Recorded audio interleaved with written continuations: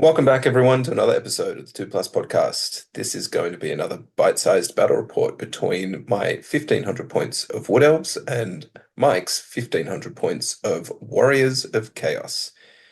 This scenario is a command and control scenario where this middle piece of terrain was worth 300 points for anyone who captures it. To capture it, you needed a unit of infantry or cavalry that had at least one rank bonus in it. So, as you'll see from my list, was impossible for me to capture. But this was a practice match for an upcoming tournament that we're both playing in. So it was good to get a bit of experience with something that's not pitched battle or open battle, whatever it's called, because that's all I've played so far. So it was definitely good to have a little bit of added spice to the match.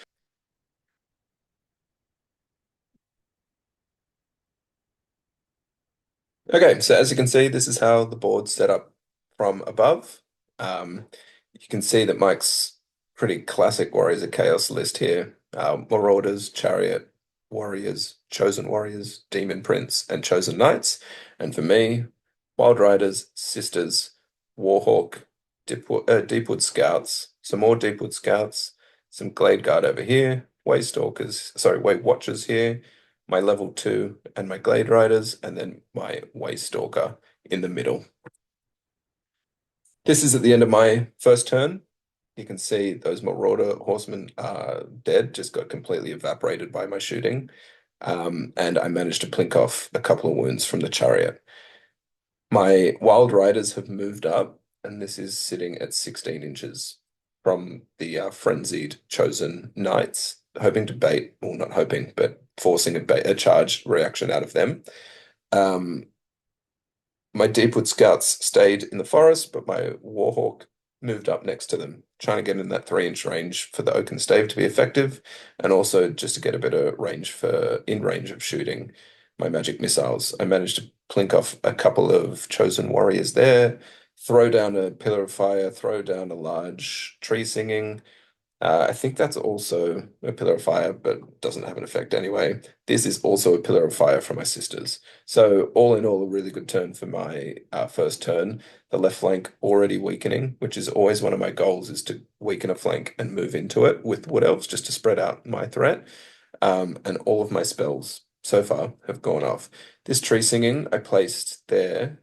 I think I put it at the edge of his move 9. A lot of this game for me was jockeying around him casting the summoning because I've run into a lot of fireballs playing Wood Elves and they just evaporate my dudes at toughness 3 with no armor save, and the summoning is just as good, if not better. So I wanted to force Mike to make a decision of moving into this forest and casting the summoning, allowing me to evasive out of the way, or to march, fly over there, not being able to cast the summoning, and allowing me another turn to provide a bit more space between me and his army. As I said, baiting the Chosen Knights was my goal. They made it in. I countercharged, which made the charge a lot easier, but Mike did roll short on his charge roll, and he had this decision of whether he wanted to add Swift Stride or not. Because if he didn't, if you see here, it would have allowed his Demon Prince to maybe cast the summoning on them. I think his charge roll plus my counter charge ended up about there or so. So provided him this opportunity to maybe go this way, cast the summoning. I could have dispelled it, so I think maybe he just didn't want to have that variance, and it was a hectic first turn thing for us to experience. Two frenzied units, mine more of a glass cannon, but his a lot stronger, but hits as hard, if not harder. The interesting part about this combat, which proves pivotal, is that my Wild Riders have a higher initiative thanks to Elven reflexes. So I got the full countercharge bonus as well, which meant that I fought before his guys, which allowed me to do some wounds, softening the blow back to me because weapon skill 5, base strength 4, but +1 because of hunting spears, and AP 2, but toughness 3 and 5 up armor save 6+ ward means that if these guys don't kill first, they just get wiped. Thankfully, and this is the first time I've really had a proper combat with the Wild Riders, so I was really excited to see this pan out. And thankfully, they won the first combat. So they managed to kill three chosen knights to one wild rider going down, meaning they don't have a banner. He lost his close order bonus as well because of unit strength, I think. I'll have to double check that, but he did have a banner. So I think I only ended up winning by one, um, max two. But for me, it was a victory. I got to get them into combat, see what they did, and for them to take out three chosen knights is a pretty big deal, I think.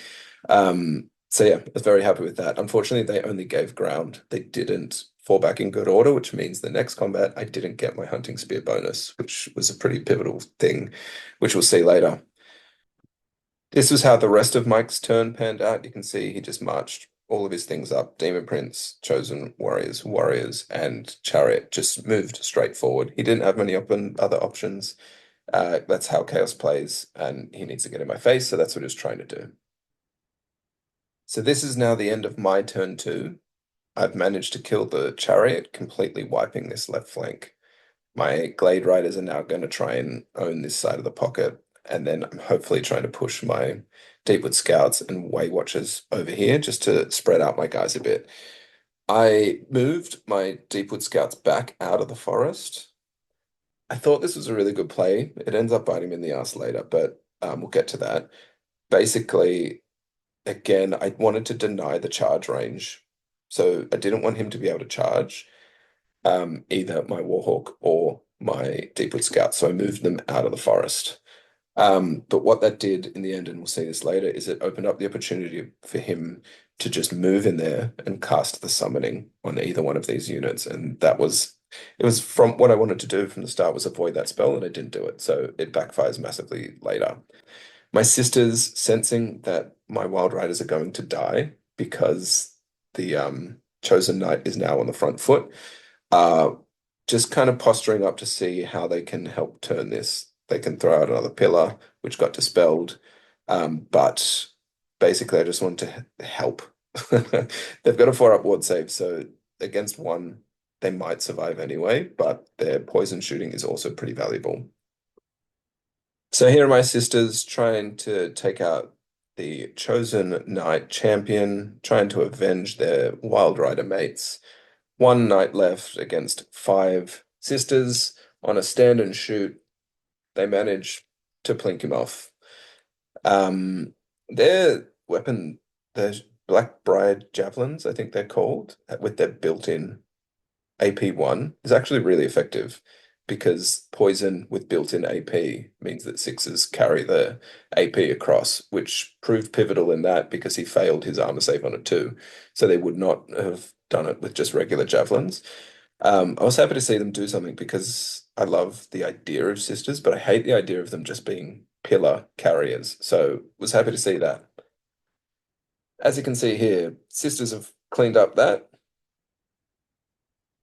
I want you to take note of where the chosen warriors are here, because in 2 turns' time, they're going to by utilizing drilled, they're going to end up in a totally different part of the map and get into this game where currently it looks like they're not going to have any impact in the game. But I allow them to, because that's what I like to do.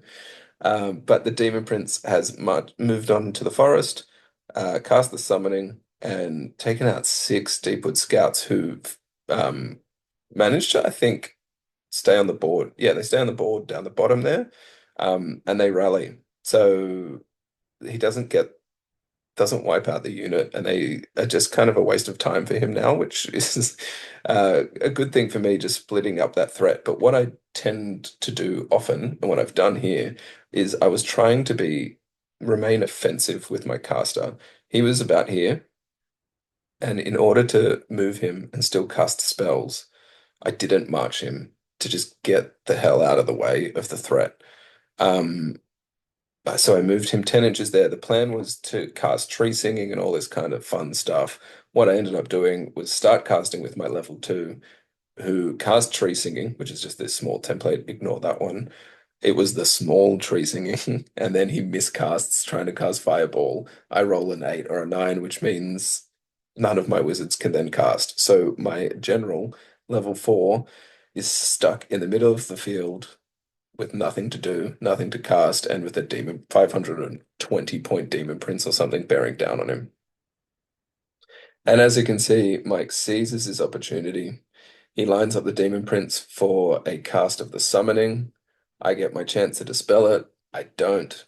He rolls a buttload of hits and blows up my Spellweaver. So in the, in the matter of two decisions, I've managed to just open that door up for Mike again by trying to be too aggressive, which is a common thing that I do, and I'm trying to stamp that out of my game.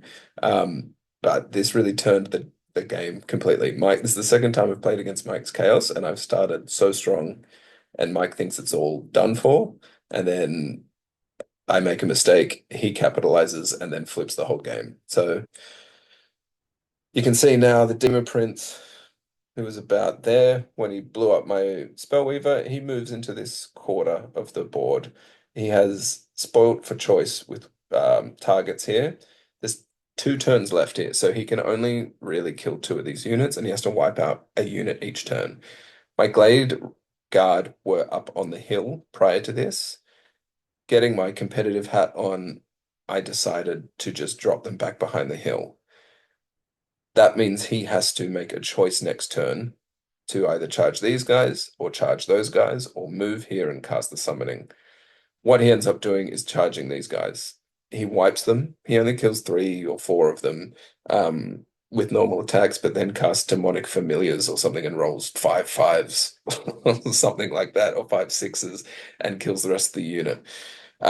Which we'll get to a bit later. You can see my Glade Riders have just owned this back end of the board, but they're pretty ineffective at the moment. They're trying to poison shot these guys, but 3-up pump saves are legit. Level 2 casting range compared to 24 inches is just so weak. And remember how I pointed out before how the Chosen Warriors were about here? They've managed in 2 turns using Drilled to come all the way over here and threaten my sisters. Admittedly, I could have been a bit more stingy and just hidden these guys. I'm pretty confident I could have gotten away. They're movement 8. Even if I had to turn around 1 turn, they're going to outrun these guys who are movement 4. But having seen them annihilate one mighty chosen knight, I thought, why not throw a few more Blackbriar javelins? So I lined them up for a round of shooting and then an inevitable stand and shoot, and then see if I could take a couple guys out and maybe win combat with a banner in there. But this is how it plays out. He lines up the charge. I don't think I do anything on the stand and shoot. I managed to kill 1 in a round of combat, but he kills 3 of my guys. And then the next round, he annihilates the rest of them, capturing my banner and 5 chosen warriors remaining, which is 50% of the unit. So I'm not getting any of those points, and he got my full unit plus a banner. So look, again, I probably wouldn't do that if I was playing in a tournament, but we weren't, and I like to have fun. So that was fun. And they still lasted 2 rounds of combat. So sisters are all right. Mike, after annihilating my 1 unit Deepwood Scouts, decides to mount the hill and fire a summoning at them. My Glade Guard ranked up unit, staring down this giant demon prince. Glade Knight, sword in hand, stubborn to the end. But thankfully for me, he only manages to kill about 4. So this is how the final table finishes. Demon Prince out there trying to wipe these guys, but failing. My Way Watchers untouched over here, my Waystalker, my level 2, and untouched Glade Knight, Glade Riders, chosen after capturing my banner, and then my 2 little my 2 little Deepwood Scouts down the bottom, managing to salvage my 150 points because he didn't kill more than 75% of my unit. There was 8 to start with, and there were 2 remaining, which is 2 on the dot, which meant I won by about 50 points, which is technically a draw, but in my world, that's a win, and in Mike's world, that's a defeat. So this is a really fun game. I learned a lot, and I made the same mistakes again, which happens every single time. But once again, 1,500 points, I think, is a really fun way to play. The terrain in the middle, although Mike tried to seize it early, he probably didn't have to do that. He probably should have just hit it and tried to pop in. But given his lack of ranged ability, my guys, particularly my more maneuverable skirmished guys, were pretty untouchable.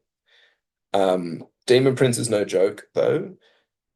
Sure, he's playing against toughness 3 guys with no armor. I wouldn't say he's a beast in combat against a dragon. So I really like the Demon Prince, but I think Alex and I have discussed this. The stat line may be a bit of a bait because the unstable ability just really cooks him on combat res. So if he just whiffs, it's good night to the sweet Demon Prince.